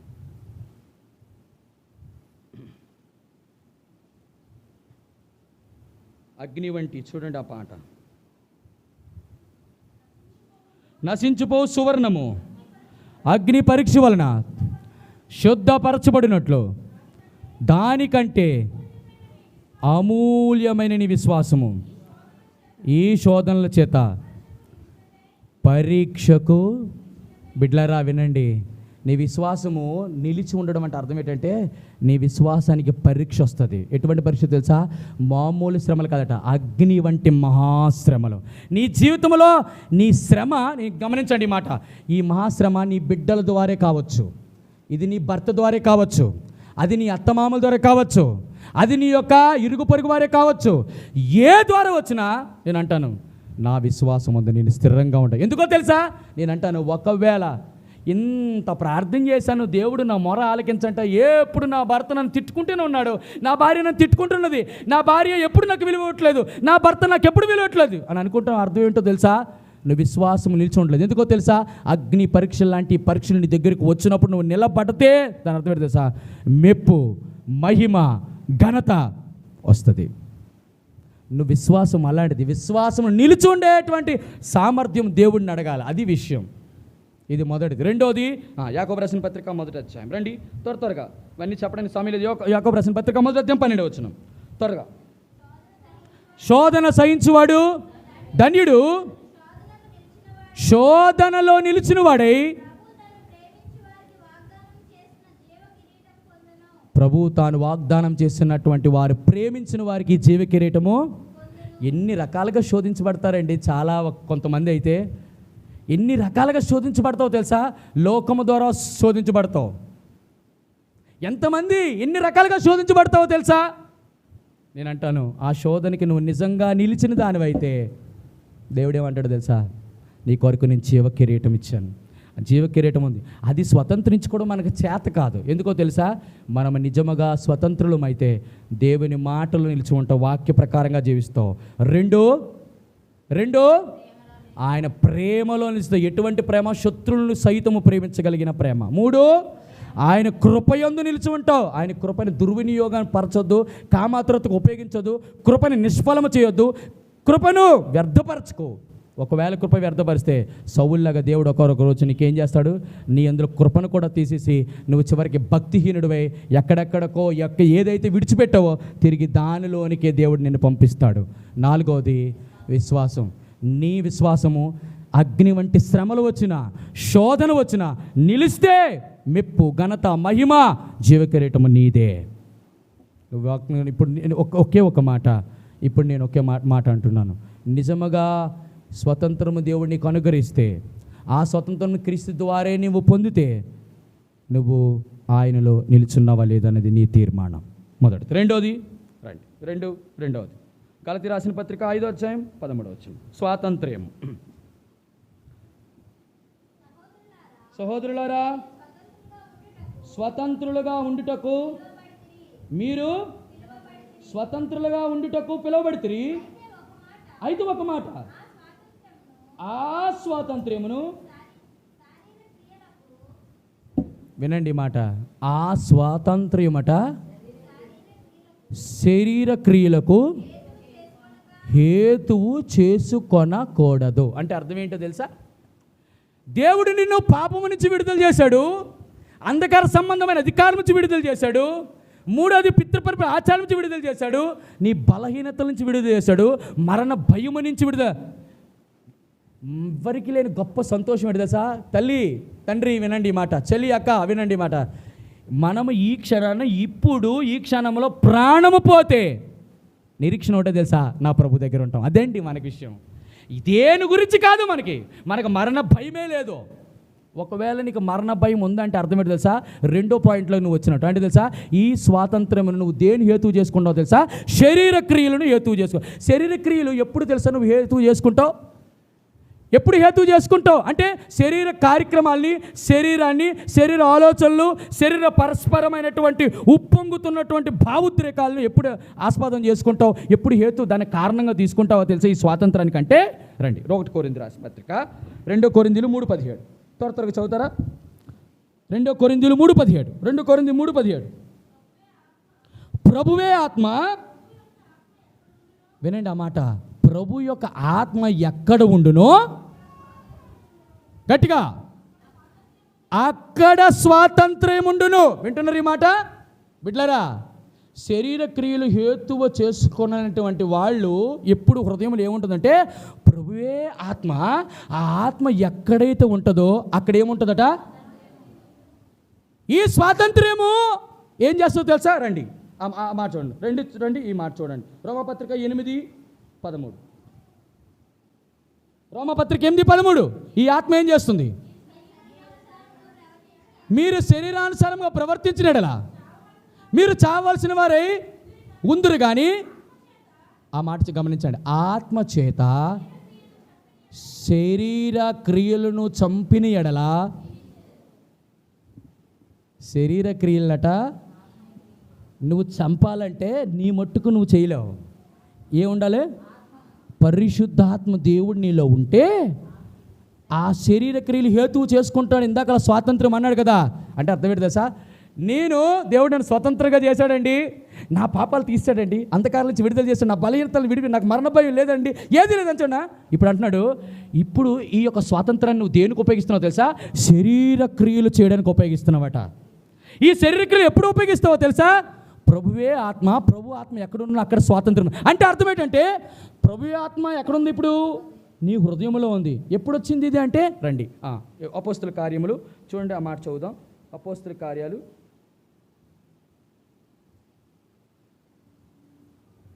గత రోజుల్లో మీకు చెప్తూ వచ్చాను. దేని ద్వారా? అపోస్తుల కార్యం 19:1.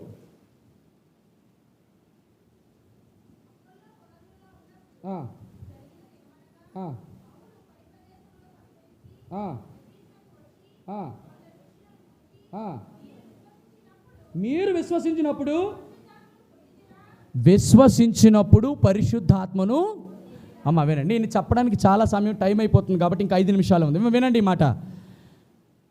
ఆత్మ ఎక్కడ ఉండునో అక్కడ స్వాతంత్రం ఉంటుంది. ఈ స్వాతంత్ర్యము శరీరమైనటువంటి క్రియలను హేతువు చేసుకోకుండా ఆత్మను బట్టి శరీర క్రియలు ఏం చేస్తున్నావు? చంపుతున్నావు. శరీర క్రియలను చంపడం అంటే అర్థం ఏంటంటే, నీ హృదయంలో మొట్టమొదటిగా పరిశుద్ధాత్మ దేవుడు ఎప్పుడు తిష్ట వేసుకున్నాడు తెలుసా? నువ్వు విశ్వసించినప్పుడే పరిశుద్ధాత్మ దేవుడు నీ హృదయంలోకి వచ్చాడు. ఇప్పుడు విషయం ఏంటి తెలుసా? పరిశుద్ధాత్మ దేవుడు ఎప్పుడైతే హృదయంలోకి వస్తాడో, 1 కొరింథీయులకు రాసిన పత్రిక 1వ అధ్యాయం ప్రకారం అంటాడు, ఆత్మను ఏం చేస్తాడో తెలుసా? ముందు నీ ఆత్మ ఎలాగో తెలుసా? మలినమైపోయింది, ఆత్మలో కల్మషం ఉంది, దాన్ని అంతా కడుగుతాడు, మొత్తం కడుగుతాడు. చూడండి ఆ మాట చూడండి. ఒక్కొక్క ఆ పాయింట్ చూసి మనం ముగిస్తాం. రండి, 1 కొరింథీయులకు రాసిన పత్రిక రండి 6వ అధ్యాయము 11వ వచనం త్వరగా. కానీ యేసుక్రీస్తు నామమున మన దేవుని ఆత్మ యందును మీరు కడగబడి. వినండి, రెండోది ఏంటో తెలుసా? దేవుని యొక్క ఆత్మ నిన్ను కడుగుతుంది. ఈ మాట గమనించండి. నీ ఆత్మను కడగాలంటే డిటర్జెంట్లు, పెద్ద పెద్ద సోపులు, కాస్ట్లీ సోపులు ఉపయోగిస్తే నీ ఆత్మలో ఉన్న కల్మషాన్ని ఏది కడగలేదు. ఎందుకంటే నీ ఆత్మకి ఏమంటుందో కల్మషం, కలంకం అంటుంది. దీన్ని కడగాలంటే పరిశుద్ధాత్మ దేవుడే కడగాలి. ఎప్పుడు కడిగాడంటే, నువ్వు ఎప్పుడైతే యేసుప్రభుని విశ్వసించావో, యేసుప్రభు అంటే పరిశుద్ధాత్మ దేవుడు వచ్చి తిష్ట వేశాడు. రెండోది, తిష్ట వేయాలంటే హృదయం అంతా ఎలాగైంది? చెడిపోయి ఉంది, కలంకమైపోయింది. ఇప్పుడు ఏం చేస్తున్నాడు తెలుసు? మొత్తం కడుగుతున్నాడు. ఇప్పుడు కడిగినటువంటి ఈ వ్యక్తి ఇప్పుడు ఏం ఉండాలి? అందులో ఉండాలనుకుంటున్నాడు. ఇప్పుడు ఏం చేస్తాడో తెలుసు? దాన్ని పరిశుద్ధాత్మతో నింపాలని ఆశపడతాడు. పరిశుద్ధాత్మ దేవుడు ఎప్పుడైతే నింపబడ్డాడో, ఈ నింపబడిన ఆత్మ ఏం చేస్తుందంటే నడిపించబడుతుంది. ఎప్పుడైతే ఈ యొక్క పరిశుద్ధాత్మ నడిపించబడుతుందో, ఆఖరిగా ఏంటో తెలుసా? ఎఫెసీయులకు రాసిన పత్రిక 1వ అధ్యాయం. ఎఫెసీయులకు రాసిన పత్రిక 1వ అధ్యాయం. రండి త్వరగా. ఎఫెసీయులకు రాసిన పత్రిక 1వ అధ్యాయము 13వ వచనం త్వరగా. అనగా విని క్రీస్తునందు విశ్వాసముంచి వాగ్దానము చేయబడిన ఆత్మను, ఆత్మ చేత ఇప్పుడు ఏం చేస్తారు? ఇప్పుడు సీల్ అయిపోయావు నువ్వు. వినండి, ఇప్పుడు ఏంటంటే పరిశుద్ధాత్ముడు ఏం చేశాడు? నిన్ను ముద్రించాడు. అంటే అర్థం ఏంటి? ఇక నుంచి ఈ బిడ్డ నా బిడ్డ, నేను ఎలా నడిపిస్తే అలాగే వెళ్ళాలి. మీరు చూడండి, కారు నడాలన్నా, టీవీని రన్ అవ్వాలంటే చేతులు ఏముండాలి?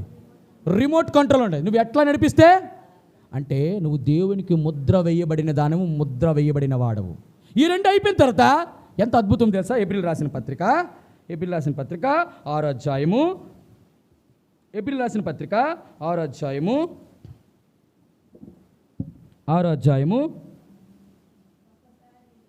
4వ వచనం. రుచి చూసి చాలు, పరిశుద్ధాత్మలో పాలివాడవైపోతావు. ఎన్ని విషయాలు వచ్చాయి చూసారా? మొదటిది ఎట్టట? ఆత్మ స్వాతంత్రం నీకు ఇచ్చిందంటే దాని అర్థం ఏంటో తెలుసా? మొదటిది, పరిశుద్ధాత్మ దేవుడు నీ హృదయంలోకి వస్తావు. విశ్వసించిన వెంటనే పరిశుద్ధాత్మను మొదటిది పొందుకున్నావు. నువ్వు పరిశుద్ధాత్మను ఎప్పుడైతే పొందుకున్నావో, నువ్వు 2 కడిగాడు నీవు ఆత్మని. 2 కడిగిన తర్వాత అందులో ఉండాలని ఆశపడతావు. నీ దేహము దేవునికి అంటే అందులో ఏమయ్యాడు? ఉన్నాడు, వేసిపడ్డాడు. ఎప్పుడైతే ఉన్నాడో స్టెఫను అట పరిశుద్ధాత్మతో నిండుకొనిన వాడైన బైబిల్లో ఉంది. అంటే అర్థం ఏంటి? దేనితోని? పరిశుద్ధాత్మతో నిండావు. ఎప్పుడైతే పరిశుద్ధాత్మ నిండావో ఇప్పుడు ఈ ఆత్మ ఏం చేస్తున్నాడు? నడిపిస్తుంది. ఎందరైతే ఆత్మచేత నడిపించబడతారో వారందరూ దేవుని కుమారులు ఆయన అధికారం ఇచ్చారు. అంటే నువ్వు దేవుని ఆత్మచేత నడిపించబడతావు. ఎప్పుడైతే దేవుని ఆత్మచేత నడిపించబడ్డావో దాని అర్థం ఏంటి తెలుసా? వీడు నా ముద్ర, వీడు నా కుమారుడు, ఈమె నా కుమార్తె అని చెప్పి నీకు ఒక సీల్ పరిశుద్ధాత్మ దేవుడు ఒక ముద్ర ఇస్తాడు. ఎప్పుడైతే ముద్ర ఇస్తాడో అప్పుడు అంటాడు వీడు పరిశుద్ధాత్మలో పాలువాడంటే పరిశుద్ధాత్మతో సమ. దేవుడికి ఏం చేశాడు? పరిశుద్ధాత్మలో నీకు పాలు పంపులు ఇచ్చాడు. ఇంకా అయితే వినండి ఈ మాట, ఇన్ని ఆధిక్యతలు పొందుకున్నావు కదా, ప్రభువే ఆత్మ ఎక్కడుండో అక్కడే స్వాతంత్రం ఉందో ఆ స్వాతంత్రం దేవుడు నీకు అనుగ్రహిస్తే ఇన్ని 7 అనుభవాలకు దేవుడిని నడిపించాడు కదా, మరి నువ్వేం చేస్తున్నావో తెలుసా? కొంతమంది పరిశుద్ధాత్మ పొంది కూడా వాళ్ళు చేసే పనులు ఏంటి తెలుసా? రండి ఇది చూపించి నేను ముగిస్తాను. రండి, చాలా దారుణమైన కష్టమైన బాధ. రండి, యెషయా గ్రంథము 63:10. త్వరగా యెషయా గ్రంథం 63:10. వారు తిరుగుబాటు చేసి ఆయన పరిశుద్ధాత్మని ఏం చేస్తున్నారు అంటే అర్థం ఏంటి అండి? వినండి ఈ మాట అమ్మా, వినండి ఈ మాట. పరిశుద్ధాత్మ దేవుణ్ణి ఏం చేస్తున్నారట? నువ్వు దుఃఖపరుస్తున్నావు దేవుణ్ణి. పరిశుద్ధాత్మ దేవుణ్ణి నువ్వు దుఃఖపరుస్తున్నావు. దుఃఖపరచడం అంటే ఎట్లా పరుస్తావు? దుఃఖపరచడం అంటే ఇందాక చెప్పాను కదా, ఆత్మనట ఏం చేస్తుంది? ఈ స్వతంత్రాన్ని శరీర క్రియలను శరీరం ఏం చేస్తుంది తెలుసా? నిన్ను తొందర పెడుతున్నప్పుడు లోపల ఆల్రెడీ 7 ముద్ర కలిగిన దానివు నడిపించబడుతున్నావు. నువ్వు పాలివాడవయ్యావు. పరిశుద్ధాత్మ నీలో ఉన్నాడు, పరిశుద్ధాత్మ నింపబడ్డావు, పరిశుద్ధాత్మ కడిగాడు, నువ్వు విశ్వసించిన పొందుకున్నావు. ఇన్ని 7 అనుభవంలో ఉన్నటువంటి నీవు పరిశుద్ధాత్మ దేవుని ఎట్లా దుఃఖపరచాలనిపిస్తుంది అంటే అర్థం ఏంటో తెలుసా? దుఃఖపరచడం అంటే అర్థం ఏంటంటే పరిశుద్ధాత్మ దేవుడు నీలో ఉన్నాడు అనుకో, ఎలాంటి ఆత్మనిస్తాడో తెలుసా? రండి, తిమోతి రాసిన పత్రిక చూడండి ఆ మాట. 2 తిమోతి రాసిన పత్రిక రండి, మొదట 7వ వచనం త్వరగా. దేవుడు మనకు శక్తియు ప్రేమయు నింద్రియ నిగ్రహము గల ఆత్మను చాలు ఏటట? ఏ ఆత్మ? ఇంద్రియ నిగ్రహము కలిగిన ఆత్మ. అంటే ఇంద్రియ నిగ్రహం అంటే ఇంద్రియాలు ఎన్ని? 10. ఇంద్రియాలు ఎన్ని? ఇందులో ఒక ఇంద్రియం ఏంటి చెప్తారా? ఇంకోటి ఇంకా మీరు కరెక్ట్గా రాదు, నేను చెప్తాను ఏంటి. అన్నిటికంటే ప్రాముఖ్యమైనది నాలుక. 2వ స్టేజు కళ్ళు. ఈ 2 అండి నిన్ను అతలా కొతలం చేస్తుందండి. ఈ స్వాతంత్రము నువ్వు అనుభవించావు ఏ దేవుని యొక్క స్వాతంత్రం నుంచి. శరీర క్రియలను హేతు చేసుకోకుండా నువ్వేం చేస్తావు? పరిశుద్ధాత్మ దేవుని ఎంత దుఃఖపరుస్తాడో తెలుసా? ఒక్కసారిగాని ఎవరైనా నీకు పడలేని వారు ఒక్క మాట అంటే నువ్వు ఎన్ని మాటలు మాట్లాడతావో తెలుసా? నువ్వు ఎన్ని రకాలుగా రెచ్చిపోయి మాట్లాడతావో తెలుసా? నువ్వు ఎంత ఇష్టానుసారంగా మాట్లాడతావో తెలుసా? నువ్వు నీ మాటకి, నీ నోటికి, నీ నాలుగుకి అదుపు లేకుండా మాట్లాడతాయి. అమ్మా వినాలి మాట, దేవుని వాక్యం వినండి. అదుపు లేకుండా మాట్లాడతావు. ఎలా ఉంచుతావు తెలుసా నీ మాట? ఏమన్నా నీకు ఇంద్రియ నిగ్రహం గల ఆత్మను నీకు ఇంద్రియ నిగ్రహం అంటే అర్థం ఏంటంటే నిన్ను నువ్వు నియంత్రించుకునే శక్తి. అంటే ఎవరైనా ఒక మాట అన్నారనుకో నీకు వ్యతిరేకమే, తప్పు నీది కాదు, నిజంగా తప్పులేదు, కానీ హృదయంలో నీకు బాధ వస్తుంది, కన్నీరు వస్తుంది, కష్టం వస్తుంది. కానీ అంటాడు దేవా శక్తి దయచేయి. మొదటిది ఏంటిది? శక్తియు. దేని శక్తి? ప్రభా నీ వాక్యము ద్వారా ప్రభా మీరు మాట్లాడారు, ఆ శక్తి ద్వారా నేను ఎదుటివారు నా శత్రువులు ప్రేమించాలి, నేనే మాట అనకూడదు దేవా. 2 ప్రేమ. దేవా నువ్వు ఇచ్చిన ప్రేమతో నేను ప్రేమించాలి, ఎన్ని మాట్లాడినా పర్వాలేదు. 3 ఇంద్రియ నిగ్రహం. ఈ 2 ఉంటాయి. ఏది? వాక్యం తెలుసు, వాక్యపు శక్తి అంటే నీకు తెలుసు, ఉంటావు. ఏంటి? ప్రేమ ఉంటుంది, ఉంటావు. 3వది ఈ 2. 3వ స్టెప్కి వచ్చేటప్పటికి ఏమవుతుంది తెలుసా? ఇంద్రియ నిగ్రహాత్మ పనిచేయదు, ఒక ప్రేతాత్మ నీలో పనిచేస్తుంది. ఇక్కడ స్టార్ట్ చేస్తావు నువ్వు వ్యవహారం అంతా. ఎలా మాట్లాడతావు అంటే అలా మాట్లాడతావు. అంటాడు నువ్వు నిజముగా పరిశుద్ధాత్మ పొందిన దానివైతే, పరిశుద్ధాత్మతో నడపబడిన దానివైతే, పరిశుద్ధాత్మతో నడిపింపబడిన వాడైతే, పరిశుద్ధాత్మ ముద్రింపబడిన వాడైతే నీ మాట లేకుండా తెలుసా? ఎన్ని అన్నా ఈ నోటిని కంట్రోల్లో ఉంచాలి. నేను ఇప్పుడు దేవుని వాక్యం మీ దగ్గరికి వస్తుంది, మన దగ్గరికి వస్తుంది, మనందరి దగ్గరికి వస్తుంది. ఈ రోజులో నేను ఈ మాట ప్రత్యేకంగా దేవుడు నీతో మాట్లాడుతున్న విషయాన్ని గమనించు. నీ మీద వ్యతిరేకంగా పలకబడి ప్రతి మాటలు నేను చెప్తున్నా, నువ్వు చూసి చూడకుండా నీ నోటికి ఇష్టాసరిగా మాట్లాడే ప్రతి మాట ఒకరోజు ఈ మాట క్షమించండి నేను ఇలా మాట్లాడుతున్నాను, పొర్రపాటున దేవుడు నీ నోరే మూసేస్తే, మాటే పలకుండా పక్షవాతమే దేవుడు నీకు పెడితే ఎవరిని అంటున్నావు నువ్వు? ఒక దేవుని బిడ్డ ఇంకో దేవుని బిడ్డని అండం, ఇంకో దేవుని బిడ్డ ఇంకో దేవుని బిడ్డ అండమా? ఎన్ని గుండెలు నీకు? స్వరక్తం ఇచ్చి సంపాదించిన రక్తం, ప్రతి విశ్వాసి ప్రాముఖ్యము, ప్రతి విశ్వాసి ప్రాధాన్యము, ప్రతి విశ్వాసి దేవుని రక్తం చేత కడగబడిన వాళ్ళు. ఎన్ని మాటలు నీకు ఇష్టానుసారంగా మాట్లాడే నీకు అధికారం ఏంటి? నీకు అసలు నువ్వు ఎందుకు తెగించంటున్నావు నువ్వు? దేవుని బిడ్డలారా జ్ఞాపకం చేస్తున్నాను, దేవుడిని నోరు కట్టక మునిపే, దేవుడిని నోరు ముయ్యక మునిపే జాగ్రత్త. నీ సొంత విశ్వాసులను సైతము ఒక్క మాట అనడానికి ప్రయత్నం చెయ్యొద్దు. వాక్యము ద్వారా గద్దించే అధికారం సేవకులకు మాత్రమే, అంతకు మించి పర్సనల్గా ప్రభు వాళ్ళు టార్గెట్ చేసి చేయడానికి లేదు. మారు మనసు పొందకపోతే, నేను ఒక రోజు చెప్పాను 13వ అధ్యాయంలో ఒక స్వార్త, మారు మనసు పొందని వారందరూ కూడా అలాగే నశించుదురు. టైం వస్తుంది, చేసినట్టు పాపానికి చేసినటువంటి పనికి వెంటనే శీఘ్రముగా నీకు శిక్ష రాకపోవడం చేసి నువ్వు భయం విడిచి నువ్వు పాపం వల్ల నిలిచి ఉంటే దేవుడు ఒక్కసారి నీ నోరు స్ట్రకప్ చేసేస్తాడు. నువ్వు మాట్లాడు. మీరు అనుకున్నా అన్న ఏటన్నా శాపాలు శాపాలు నేనే ఉండండి, నా నోరు నేను చెప్తే దేవుని వాక్యం, నువ్వు నా బిడ్డలు అనడానికి నువ్వెవడు? మోషే 40 సంవత్సరాలు నేను నడిపించడానికి వచ్చాను, నా ప్రజలు ఇశ్రాయేలు నా మీద సొనిగారు, గొనిగారు, నన్ను శోధించారు, నన్ను హింస పెట్టారు, నా మనసుకు సంతాపం కలుగు చేశారు. ఏదైనా అనాలంటే నేను అనాలిరా, నువ్వే అవ్వడవి అనడానికి. ఏ మోషే, నా ప్రజల్ని ద్రోహులారంటావా? కనాను దేశంలో కనీసం అడుగు పెట్టడానికి కూడా నీకు ఛాన్స్ ఇవ్వను. జాగ్రత్త. దేవుని బిడ్డలంటే అంత సామాన్యమా? రక్తం ఇచ్చి కొనుక్కున్నాడు దేవుడు, విలువైన రక్తాన్ని ఇచ్చి కొనుక్కున్నాడు. అంత రక్తాన్ని ఇచ్చినటువంటి ఏ బిడ్డని ఇంకో బిడ్డ అన్నారా? దేవుడు చూస్తాడు. శాపం ఇవ్వాలన్నా ఆశీర్వాదం ఇవ్వాలన్నా నోటి నుంచే. కాబట్టి నోరు జాగ్రత్తగా ఉంచుకో. ఎంత భయం లేకుండా నువ్వు మాట్లాడుతావు, నీ బట్టి చుట్టుప్రక్కల వారందరూ, నేను చెబుతున్న ఈ మాట గమనించండి, చుట్టుప్రక్కల అందరూ నీ వల్ల సంఘానికి చెడ్డ పేరు వచ్చిందా, నువ్వు సంఘానికి రాకుండా మొదట చేస్తాడు దేవుడు. ఎలా చేస్తాడు తెలుసా? ఏమవుతావు? బ్రేక్ డ్యాన్స్ ఇస్తాడు దేవుడు. ఏమిస్తాడు బ్రేక్ డ్యాన్స్ అంటే? నువ్వు సంఘానికి రావాలన్నా ప్రభువా క్షమించిన ఆయన ప్రభు రావాలంటే అప్పుడు నోరేమైంది? నా బిడ్డలను అనడానికి నువ్వు ఎవరివి? దేవుడు ప్రేమను మాత్రమే చూడాలనుకోవాలి, ప్రేమని అనుభవించాలనుకున్నాను. ఆయన కోపాన్ని, ఆయన రౌద్రాన్ని, ఆయన యొక్క దీన్ని అనుభవించడానికి కష్టపెట్టుకోండి. పరిశుద్ధాత్మను దుఃఖపరచకండి. పరిశుద్ధాత్ముడు నీ హృదయంలో ఏమంటాడు తెలుసు? పరిశుద్ధాత్మ మాట్లాడదు. నువ్వు దేవుని బిడ్డవి, నువ్వు రక్తంలో కడగబడ్డావు, నేను నీ హృదయంలో ఉన్నాను, దయచేసి మాట్లాడదు. పోలే ఏమో అనుకో, పోలే తిట్టుకొని ఏదో చేసుకొని, నేనున్నాను, ఒకరోజు నేను తీర్పు తీరుస్తాను, ఒకరోజు తీర్పు తీస్తాను. ఆవిడ దేవుని మందిరికి వస్తుంది, నువ్వు దేవుని మందిరికి వస్తాను. ఆవిడ దేవుని ఆరాధన, నువ్వు దేవుని ఆరాధిస్తాను. మీరిద్దరూ పోట్లాడుకొని, మీ ఇద్దరు ఇష్టానుసారంగా ఉంటే ఏం చేస్తారో తెలుసా? చివరికి దేవుడే తీర్పు తీరిస్తే సామాన్యం ఉండదు. నేను ఇంట్లో జ్ఞాపకం చేసుకున్నాను, ఆ ఇంటిలో భార్య భర్తలైనా, అత్త కోడళ్ళైనా, అన్నదమ్ములైనా, అక్క చెల్లెలైనా, ఎవరైనా జ్ఞాపకం చేసుకోండి. దేవుణ్ణి దుఃఖపరిచారా, పరిశుద్ధాత్మను దుఃఖపరిచారా, భయంకరమైన శాపం ఏంటో తెలుసా? ఈ యుగమందైనను రాబో యుగమందైనను వారికి క్షమాపణ. యేసుక్రీస్తుని ఎన్నోసార్లు దుఃఖపరిచాం, క్షమిస్తాడు దేవుడు. అయిపోయింది. పరిశుద్ధాత్మ దేవుడు ఏలుబడి చేస్తాడు. శాపాలు కొని తెచ్చుకోకండి రా.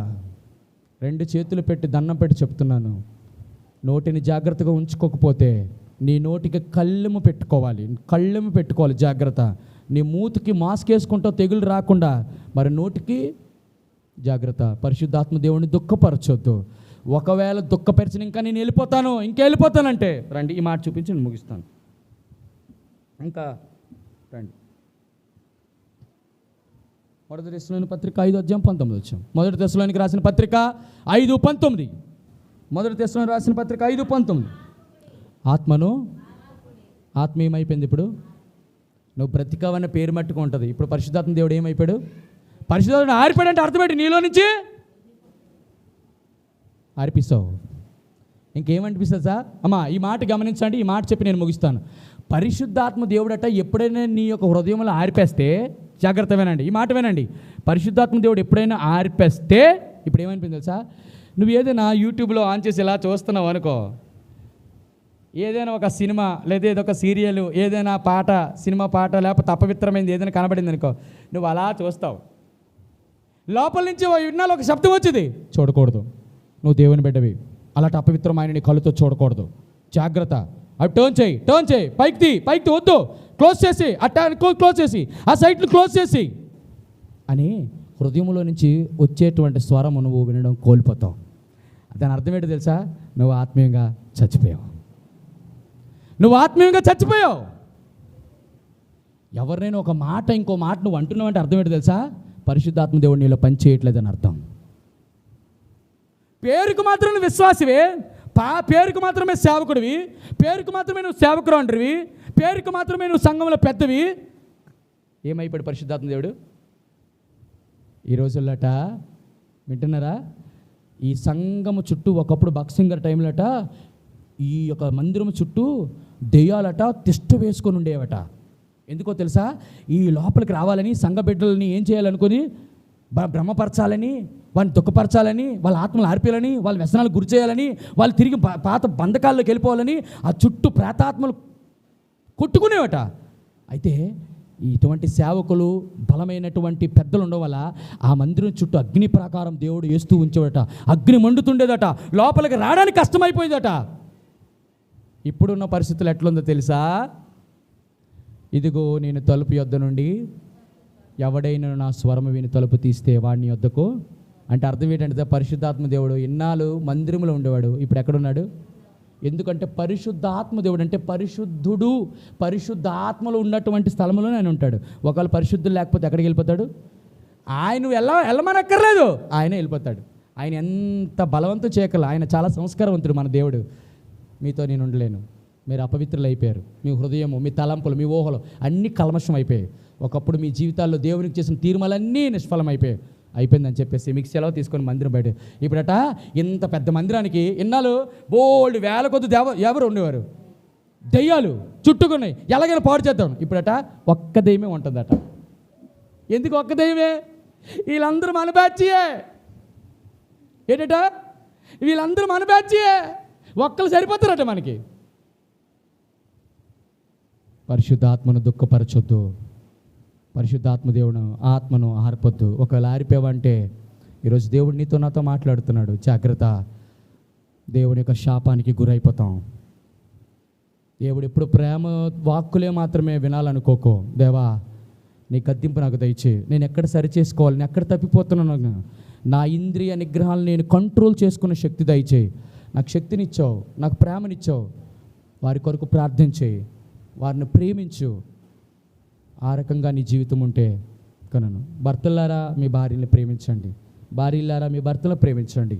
నీ జీవితంలో యేసు ప్రభువుని నమ్ముకున్నాను, మన సాక్ష్యాన్ని బట్టి నేను ఎప్పుడు చెప్తాను, దయానంద నగర్లో డప్పు పెట్టుకొని మైకులు పెట్టుకొని నువ్వు దేవుని సువార్త చేయక్కర్లేదు. నీ ప్రవర్తన, నీ సాక్ష్యము, నీ మాట ఏం చేస్తుంది? అది గొప్ప సువార్త. ఉండగలవా? ఆ రకంగా తీర్మానం తీసుకుందామా? మొదటిది ఆయనలో స్థిరంగా ఉండాలి. రెండోది నీ శరీర క్రియలను హేతువు చేసుకోకుండా పరిశుద్ధాత్మ దేవునికి నీ యొక్క జీవితాన్ని అప్పగించండి. యోగ్యమైన రీతిలో బలలో మనం పాల్గొందాం. రండి.